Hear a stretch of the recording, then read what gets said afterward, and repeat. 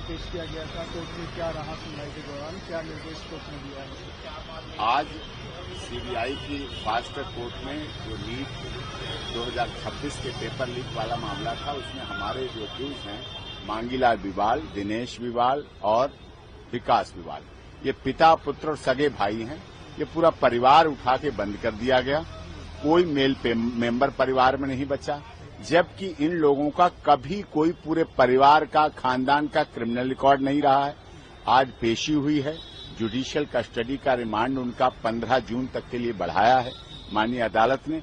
अब उसमें आगे की प्रोसीडिंग होगी। अब ये चीज भी सामने आ गई है। पहले जब पकड़े गए थे तो मांगीलाल, दिनेश, विकास को लेकर बहुत बातें हुई, लेकिन अब सब कुछ सामने आ गया है। इन्वेस्टिगेशन एजेंसी, मैं धन्यवाद करता हूं सीबीआई का, उन्होंने अपनी जांच एजेंसी के पूरी ताकत का प्रयोग करते असली अपराधियों को पकड़ने का काम किया है, जिन्होंने पेपर लीक किया, जिन्होंने निकाला, जो उस सिस्टम में थे, जो उस स्टाफ में थे, जो उन्होंने व्हाट्सएप पे भेजा, जिन्होंने उसको बेचा और जिन्होंने उसको साथ साथ सॉल्व करके तक दिया है।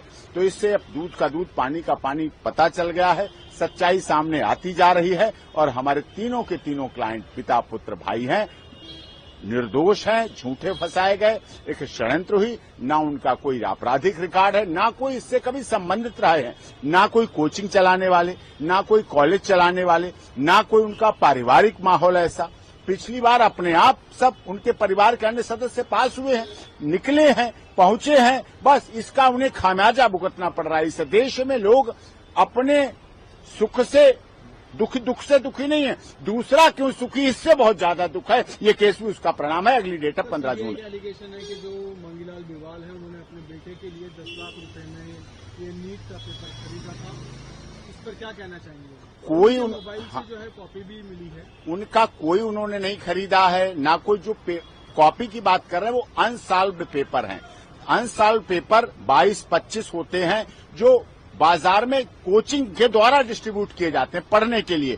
100 क्वेश्चन के बाद 25 पे आ जाओ, अपने को सम अप कर लो। ये पढ़ने का, पढ़ाई का तरीका है। उसमें कोई पेपर लीक वाला मामला नहीं, कोई घोटाला नहीं, कोई गलत नहीं है। और पूरी तरह से मांगीलाल बिवाल, दिनेश, विकास जो हमारे क्लाइंट हैं, पूरी तरह से निर्दोष हैं, इनोसेंट हैं, भोले वाले हैं और झूठा फंसाया गया। ये भी आरोप है कि मांगीलाल ने उसके पास पेपर आने के बाद उस पेपर को आगे भी डिस्ट्रीब्यूट किया और उसे भी लोगों को, अन्य लोगों को बेचा। दिनेश बिवाल वगैरह को भी पेपर दिया गया। दिनेश सगे भाई, पुता पुत्र तो हैं, घर में कौन किसे देगा? घर में पिता क्या पुत्र को देगा कि पुत्र पिता को देगा, या पुत्र चाचा को देगा, या चाचा भतीजे को देगा? वहां तो सारा पारिवारिक मामला है और हमारा किसी से कोई मतलब नहीं है, कोई टेलीफोन कांटेक्ट नहीं है, कोई कॉल डिटेल नहीं है, कोई सीडीआर नहीं है, कोई संबंध नहीं है, कोई पहले का आना जाना नहीं है, कोई पहले का लेना देना नहीं है। ये सब कुछ सामने।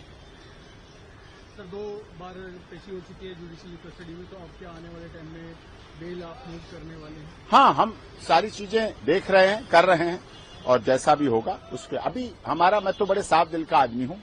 अभी पार्लियामेंट समिति की एक मीटिंग होनी है इसी नीट को लेके। इसी नीट को लेके 4-5 दिन में पार्लियामेंट समिति की नीट की बैठक होनी है। वो और बैठक हो जाए, उसमें सब कुछ दूध का दूध, पानी का पानी हो जाएगा, सच्चाई सामने आ जाएगी। मुझे अदालत पर विश्वास है, सीबीआई पर विश्वास है और आप लोगों पर विश्वास है। हमारे तीनों के तीनों क्लाइंट बाइज्जत निर्दोष साबित होंगे।